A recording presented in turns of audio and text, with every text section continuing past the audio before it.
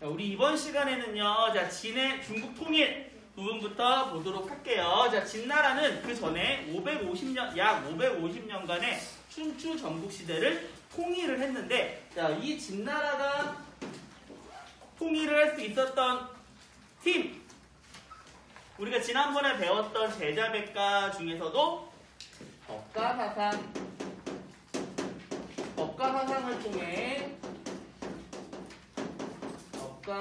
통한 부국강병. 부국강병이 뭐였어, 얘들아? 나라를 부유하게 하고 병사를 강하게 한다. 자, 그래서 그 결과 최초로 중국을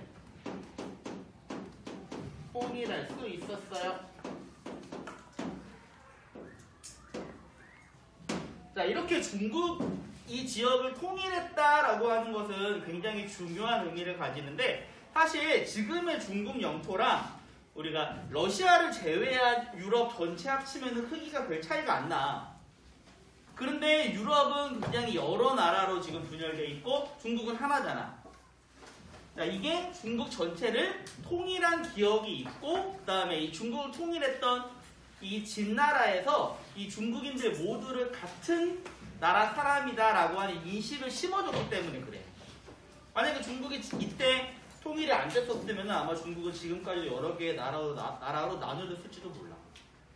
자, 그러면 이 중국을 최초로 통일한 이 사람.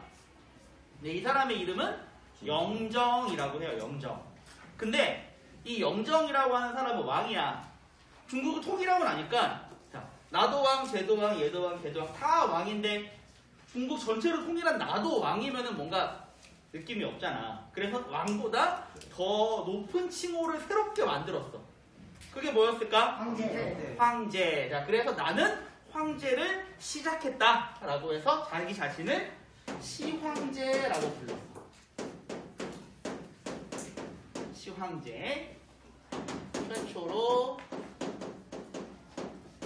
황제 칭호 사용.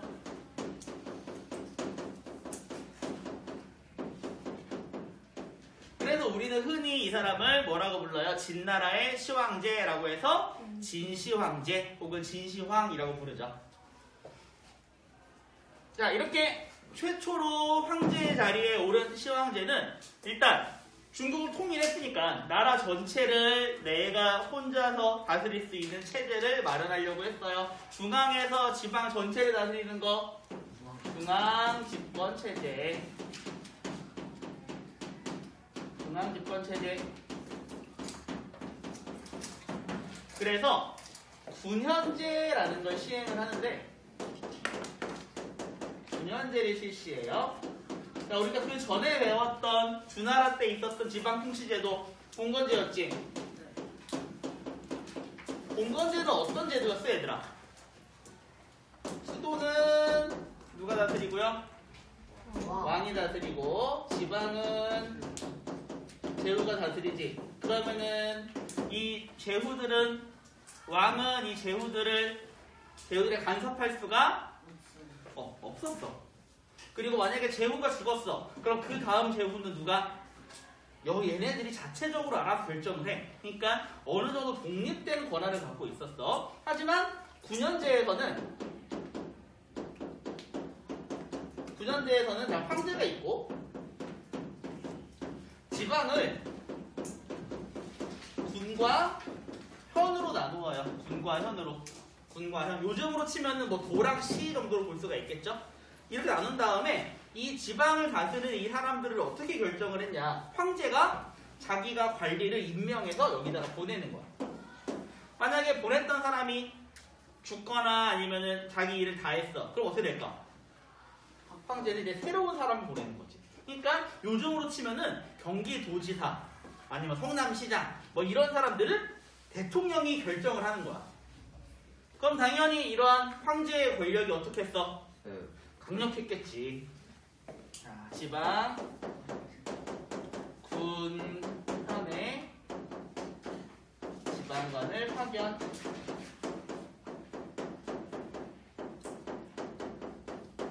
자, 이걸 통해서 황제 황제는 자기 입맛에 맞는 사람들을 임명해서 이 지방을 통치할 수가 있었어요. 그리고 분열돼 있던 중국을 최초로 통일을 했으니까 사람들한테 우리는 이제 같은 나라 사람이다, 한 나라 사람이다 라고 하는 인식을 심어줘야 돼. 통일정책.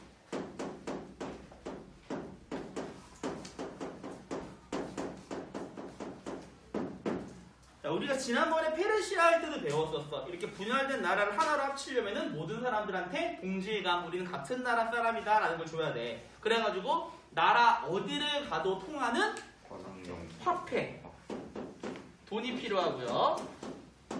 그 다음에 모든 나라 사람들한테 똑같은 도량형, 이 길이나 무게를 재는 단위 배웠었죠? 화폐랑 도량형. 그 다음에 이 당시 중국에서는 사용했던 교통수단이 수레였는데 이 수레의 바퀴 넓이가 나라마다 달랐대. 그러니까 지금으로 치면은 이 도로의 사이즈가 지역마다 다른 거야. 그러면 전국 돌아다니기 힘들겠지. 그래서 전국에 있는 이 수레의 폭을 하나로 통일을 시켜.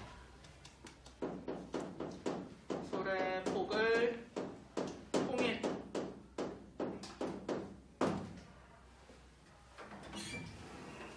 자, 그 다음에 그러면은 사람들이 다닐 수 있는 길을 만들어 줘야겠죠? 네, 도로망을 다시 정비를 하고요. 그리고 그 전에 있었던 나라에는 없었던 요 진시황제가 제일 처음 했었던 바로 전국의 문자를 통일을 해.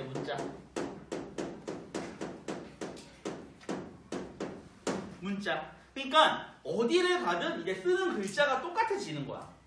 물론 진시황제는 이 문자를 통일을 전부 다 완성하기 전에 죽어가지고 이 완성되는 모습을 보지는 못했지만 이것을 시행했다는 걸 통해서 모든 나라 사람들한테 어디를 가도 통하는 말과 글을 만들려고 했었어. 그러면서 모두 다 같은 나라 사람이다. 자, 이러한 시황제의 정책이 있었기 때문에 이 이후에 중국은 다시 분열이 되긴 했지만 이 분열된 사람들이 다시 하나로 합치려고 하는, 우리는 같은 나라 사람이다라고 하는 인식을 심어줬기 때문에 하나의 나라로 합쳐지려고 하는 이러한 생각을 할 수가 있었대. 자, 그 다음에 또 시황제는 내가 황제라고 하는 것을 이 전국에 있는 사람들에게 알리고 싶었어. 그럼 어떻게 했을까? 이 시대에는 뭐 TV도 없고 인터넷도 없고 스마트폰도 없어요. 그럼 내가 황제인 것을 모든 사람에게 알리려면 어떻게 해야 돼? 신문. 내가 직접 가야 돼. 직접 가. 그래서 시황제는 황제의 자리에 한 12년 정도 있었는데 그 중에서 10년 동안 전국을 직접 돌아다녔어. 이것을 순행이라고 해요.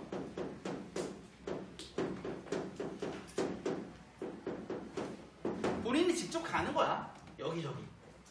가서 뭐 했을까? 지방에 가서 뭐 했을까? 자, 황제가 직접 지방에 가면은요, 우리가 좋은 점이 두 가지가 있어요. 첫 번째, 시황제가 통일하기 전에 550년 넘게 나라는 분열돼 있었어. 그러면 어떨까? 그럼 어떨까? 사람들은 반란을 일으킬 수도 있겠지. 이 통일된 게 익숙하지 않은 거야, 사람들 사이에서. 근데 황제가 직접 갔어. 그러면 반란을 일으키기 쉽지 않겠죠. 그러니까 지방의 반란을 막을 수도 있고요. 또 두 번째로 550년 동안 나라가 분열돼서 싸웠대. 전쟁이 있었대. 그러면 어떤 사람들이 가장 많은 피해를 봤을까? 일반 백성들. 백성들이 얼마나 힘든가, 백성들을 위해서 무엇을 해야 되는가, 이런 것들을 황제가 직접 볼 수가 있겠죠.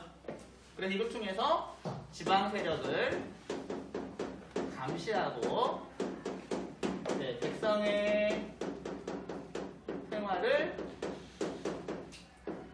직접 시찰할 수가 있었대요.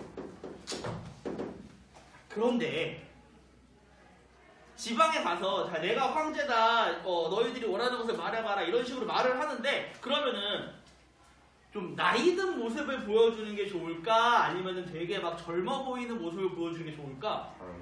젊어 보여야 좋겠지. 그리고 이런 걸 다 하려면 또 굉장히 많은 힘도 들고 시간도 많이 들 거야. 그래서 시황제는 이제 나이가 든 다음에는 늙기가 싫어. 죽기가 싫어. 그래서 이 불로장생 이거에 대해서 굉장히 많이 집착을 해요. 늙기 싫은 거야. 이 늙지 않는 거, 늙지 않는 풀 무엇이 있을까? 불로초. 그래서 이 시황제가 이 불로초에 굉장히 집착을 해요. 그래서 사람들한테 제가 이 불로초에 대한 소식을 들었습니다. 그러면은 시황제는 어떤 막대한 돈을 들여서라도 다 주려고 했어. 갖고 와라. 하지만 이런 사람들은 어떤 사람들일까? 당연히 사기꾼들이지. 그래서 시황제가 사기를 좀 많이 당했어. 근데 어느 정도냐면 주변 사람들이 볼 때 누가 봐도 이 사람은 사기꾼이야.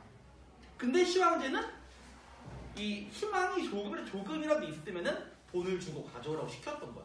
아마 그만큼 이러한 거에 집착을 했던 것 같은데 그 중에서 효과가 있는 게 한 가지가 있었어. 뭐를 먹었더니 피부가 엄청 좋아져. 그게 바로 수온이었던 거죠. 수온. 그래서 시황제는 수온을 먹다가 결국 수온 중독으로 죽었죠. 시황제의 사인은 아마 수온 중독일 거야. 자, 어쨌든 그리고 이렇게 사기를 쳤던 사람들 중에서 어떤 사람이 있었냐면은 서복이라는 사람이 있었어. 이 사람은 이 시황제한테 사기친 다음에 돈 가지고 동쪽으로 도망갔거든. 그래가지고 이 서복이 갔었던 지역이 여기저기에 흔적이라기보다는 전설로 남아있는데 우리나라에도 이 서복이 왔었던 지역이 있었대. 그래가지고 제주도에 가보면은요 서복이 돌아간 항구라고 해가지고 지금도 지명의 이름이 남아있어. 서귀포. 그래서 이 서귀포가 이 서복과 관련된 지명이라서 지금도 서귀포 근처에는 서복에 대한 공원이 지금 만들어져 있대. 선생님이 코로나 전에 갔었는데 그때 공원이 있었거든. 아마 중국인들 관광객을 유치하기 위한 그런 게 아닐까 싶은데 이렇게 많이 속고 나니까 시황제가 거기 이제 화가 난 거야. 그래가지고 이제 앞으로는 이제 저런 쓸데없는 저런 학자들 필요 없다. 그래서 모든 사상과 모든 학문을 법가 사상으로 통일을 하자. 그래서 중요한 책이 아닌 법가와 관련 없는 그 다음에 꼭 필요한 책이 아닌 것들을 전부 다 불태웠어. 분석. 그리고 나한테 사기치려고 하는 이 학자들 다 묻어버렸어. 땅에다가. 댕유라고 해요. 분석, 댕유. 그러니까 쉽게 말해서 법가 사상으로 통일한다라고도 볼 수가 있지만 바꿔 말하면은 다른 사상을 탄압한 거죠. 분석, 댕유. 자, 우리 여기서 한 가지 알아두고 넘어가면 좋은 사실. 이 당시에 책은 어떻게 생겼을까? 이 당시에 책. 와, 똑똑해. 그렇지. 이 당시에는 종이가 없었죠, 아직. 그래가지고 책을 어떻게 만들었냐면은 대나무를 쪼개가지고 이렇게 쪼개면 이렇게 되잖아. 이걸 이렇게 연결해놓은 거야, 이렇게. 그 다음에 쫙 글을 써. 이렇게.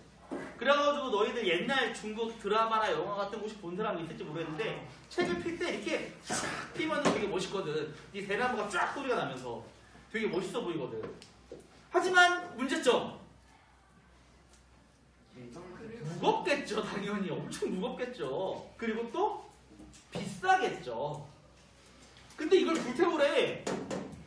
어떻게 했을까? 이 당시 책 한 권을 만들려면은 이 대나무 한 이만큼은 최소 이만큼은 필요했고 가격을 어땠을 것 같아? 책 한 권이 집 한 채보다 비쌌어. 그 정도였어. 그러다 보니까 그런데 이 책을 불태우래. 아깝잖아. 그래서 사람들은 어떻게 했을까? 자, 우선 첫 번째, 안 뺏길 순 없어. 열심히 외웠어. 통째로 외워서 책을. 자, 근데 저는 책 다 못 외웠는데요. 그럼 나눠서 외웠어. 너는 챕터 1, 너는 챕터 2, 너는 챕터 3 이런 식으로. 그래가지고 나중에 그래서 우리가 지금까지도 이 공자나 이런 사람들이 쓴 책이 이때 불태워졌음에도 불구하고 남아있는 거야. 사람들이 열심히 외웠거든. 그리고 또 이러한 책들을 숨기기도 했어요. 어떻게 숨겼을까? 집이 있으면은 벽에다가 쌓아놔. 그리고 새로 만들어 벽을. 우와. 이런 식으로 색을 숨겨놓은 거야. 근데 이렇게 해놓은 거를 야 내가 색 벽에 숨겨놔서 이렇게 말하고 다니면 당연히 들킬 거 아니야. 말을 안 했어. 그래서 숨긴 사람이 죽었어? 그럼 몰라. 모르다가 나중에 몇십 년 후에 이게 발견이 된 거지.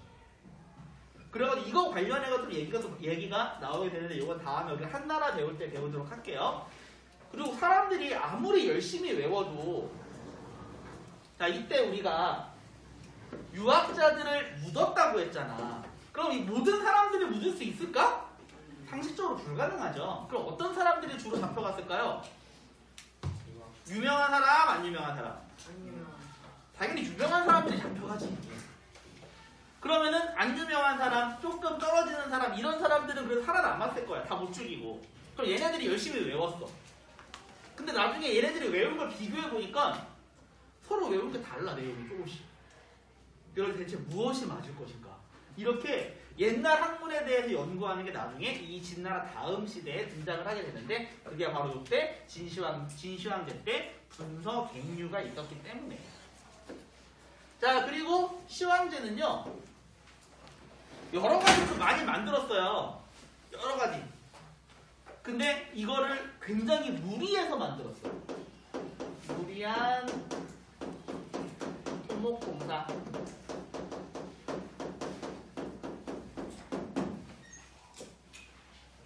자, 우리 진시황제가 만든 것 중에서 제일 유명한 거. 만리장성. 네, 만리장성. 사실 만리장성은 진시황제가 만든 건 아니고 이 충청국 시대에는 우리 북쪽에 있었던 유목민들, 중국인들이 말하는 오랑캐, 얘네들이 많이 공격을 했었어, 중국을. 대표적인 애들이 흉노족. 자, 이런 애들이 쳐들어오는 걸 막기 위해서 각 나라에서 성을 쌓은 거예요, 이렇게 북쪽에. 그리고 진시황제는 이걸 전부 다 연결을 한 거죠. 이렇게. 자, 그런데 이 만리장성은 그러면은 지금 있는 만리장성은 진시황제가 만든 그대로일까? 아니야. 이 만리장성은 실제로 사용이 된 거야. 그래가지고 이때부터 해서 계속해서 복구하고 수리하고 아니면 새로 만들고 하면서 약 1500년 넘게 계속해서 이 공사가 되어 왔었대. 근데 지금 남아있는 만리장성은 중국 명나라 때 거고요. 아마 지금보다 한 500년? 최소 500년은 된 거야. 그래서 요 만리장성. 그 다음에 시황제는요, 본인이 황제야. 그래가지고 본인이 사는 집도 굉장히 크게, 멋있게, 화려하게 만들려고 했어. 그래서 시황제가 살기 위해서 만들었던 궁궐이 아방궁. 그 다음에 또 시황제는 영원히 살기를 원했지만 결국에는 마지막에는 어차피 나는 결국엔 죽을 것이다라는 것을 알고 있었겠지. 근데 시황제는 죽은 다음에 혹시 누가 나의 무덤을 파헤쳐가지고 나의 시체한테 무슨 나쁜 짓을 하지 않을까 이런 것을 굉장히 걱정을 했어. 그래서 전국에 무덤을 수십 개를 만들도록 시켰어. 그리고 그 수십 개의 무덤을 다 흑인형을 만들어가지고 죽은 후에 나를 지켜라 하면서 굉장히 이 엄청난 스케일의 무덤을 여러 개를 만들었죠. 그래서 이것을 우리는 정마용갱이라고 해요. 옛날에는 그냥 진시황제의 무덤이다 그래서 진시황릉 이런 식으로 불렀는데 사실 뭐가 진짜 무덤인지 몰라. 진시황제의 무덤이 그 전에 이미 발견이 됐을 수도 있고 아직 발견이 안 됐을 수도 있고 지금 발견된 것 중에 하나가 진시황제 무덤이었는지 몰라. 왜냐면은 시황제는 본인 무덤에 대한 기록을 일체 남기지 않았으니까. 그래가지고 그냥 이렇게 지금은 뭐라고 부르냐면은 병사들과 말들이 만들어져서 묻혀있는 곳이라고 표현을 한대.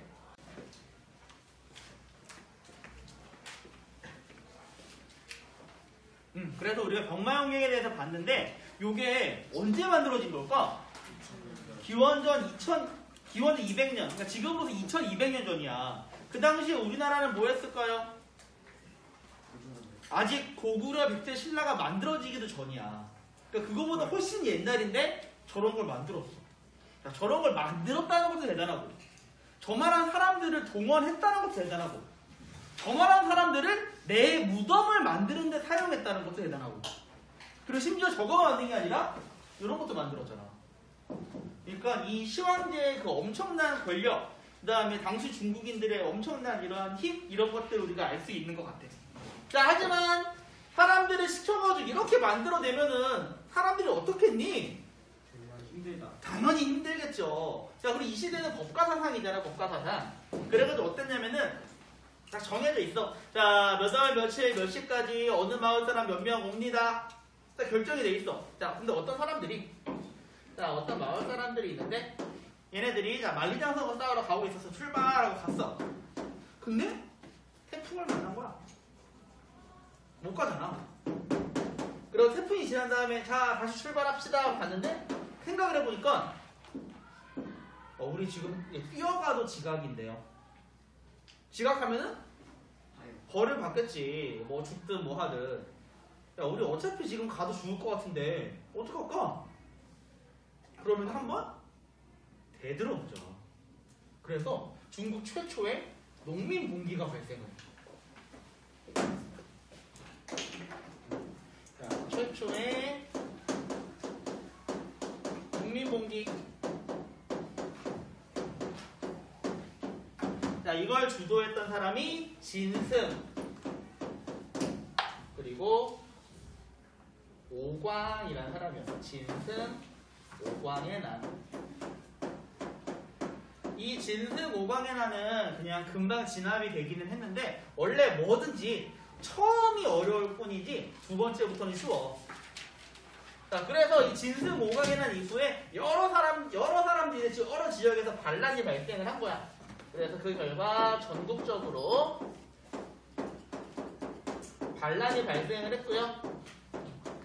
이 반란을 일으킨 세력 중에서 대표적인 사람이 두 명이 있었어. 바로 항우라는 사람과 유방이라는 사람. 나중에 이 두 사람은 각각 나라를 세워요. 항우가 세운 나라가 초나라, 유방이 세운 나라가 한나라. 그래가지고 우리가 알고 있는 초안지 본 적이 있니? 초안지에 나오는 그 내용이고요. 그 다음에 이 항우와 유방이 초나라와 한나라가 싸운 거를 우리가 옛날 사람들이 보드게임 비슷하게 만들었죠. 바로 장기. 그래서 장기에 보면은 초록색에는 초라고 써있고 빨간색에는 한이라고 써있어. 이 장기의 기초가 되었던 바로 이 초안지의 얘기야. 자, 그러면은 이 당시에 시황제는 어떻게 됐을까? 네, 시황제는 이 반란이 일어나기 전에 이미 죽었었어. 전국 돌다가 수은 중독으로 죽었어. 시황제는 어디서 죽었냐면은 바로 전국 도는 도중에 이 가마 안에서 죽은 거야. 그러다 보니까 이 시황제가 죽었다는 걸 아는 사람들은 이 주변에 있는 사람들이 몰라. 그래서 여기서 당시 시황제 곁에 있던 사람, 승상이었던 이사라는 사람과 그 옆에 있는 환관, 조고라는 사람이 야, 우리 황제 폐하의 유언을 위조해가지고 우리가 권력을 잡자 라고 했던 거야. 그래가지고 황제가 죽은 다음에 시황제의 아들 중에서 제일 멍청한 사람 호해라는 사람이 있거든. 이 멍청한 사람을 황제로 내세워놓고 우리가 권력을 잡자. 그래서 결국 이게 성공을 해. 그리고 조고가 나중에는 이사도 죽이면서 본인이 권력을 잡는데 요즘식으로 말하면 비선실세야. 비선실세. 그러니까 어느 정도냐면은 이 조고랑 호해랑 같이 사냥을 나갔어. 사냥의 앞에 사슴이 나와. 그럼 조고가 황제한테 폐하 저것이 무엇입니까? 라고 물어봤어. 그러니까 저거 사슴 아니야? 그랬더니 얘는 아닙니다. 저것은 말입니다. 아, 말이구나 라고 해석해. 이것을 우리는 네 글자로 지로위마라고 하는데 무슨 뜻일까? 사슴을 가리켜서 말로 만들다라는 뜻이야. 그러니까 두 가지 뜻이 있겠지? 첫 번째, 얘가 진짜로 사슴과 말을 구분 못하는 바보일 수도 있어. 하지만 이건 아니겠지. 이거는 그러니까 사슴을 가리켜서 말이라고 할 수 있을 정도로 권력이 부하의 권력이 강하다라는 얘기야. 어쨌든 그 정도로 강했던 사람인데요. 이 사람은 네, 환관이에요. 환관은 뭐 하는 사람들일까요? 쉽게 말해서 남자인데 남자가 아닌 사람. 네. 그치, 고자예요, 고자. 왜 이런 사람들이 권력을 갖게 되었을까? 옆에 황궁. 중국에서는 이 밤의 궁궐에도 남자가 있을 필요가 있어. 지켜줘야 되잖아. 근데 밤에 남자가 있으면 뭐 궁녀나 심지어는 왕비 이런 사람들을 건드릴 위험이 있어. 그래가지고 밤에 궁궐을 지키는 사람들은 그 남자의 기능을 없애버렸어. 그러니까 환관이야. 그리고 이 사람들이 황제의 입장에서 볼 때도 이 사람들이 편해. 왜냐면 얘네들은 자식이 없잖아. 그러니까 얘한테 아무리 많은 돈을 줘도 얘가 죽으면 그 돈은 물려줄 사람이 없는 거야. 그러니까 나와 돈을 줘도 다시 뺏을 수 있을 거고, 얘가 아무리 권력이 강해도 그 권력을 자기 자식에게 물려줄 수가 없으니까 괜찮겠지라고 생각을 했어. 하지만 나중에 어떻게 되냐면은 이 사람들이 양자를 줘요. 양아들. 그러면 양아들한테 권력을 넘겨주고 돈을 넘겨주고 이게 돼버리는 거야. 그래가지고 중국의 역사는 이 이후부터는 이 환관은 계속 등장하고 얘네들의 권력이 강해지면은 황제의 권력이 약해지고 이런 계속 반복이 돼. 그게 아무튼 최초로 권력을 잡은 환관이 이 조고라는 사람이에요. 어쨌든 이 항우와 유방이 반란을 일으켰고요. 결국 이들은 진나라 수도 함양을 멸망시키고 진나라를 멸망시키는 성공을 해. 자, 그럼 과연 이 둘 중에서 누가 그 다음 나라를 세우게 됐을까? 이거는 다음 시간에 하도록 할게요. 오늘은 여기까지만.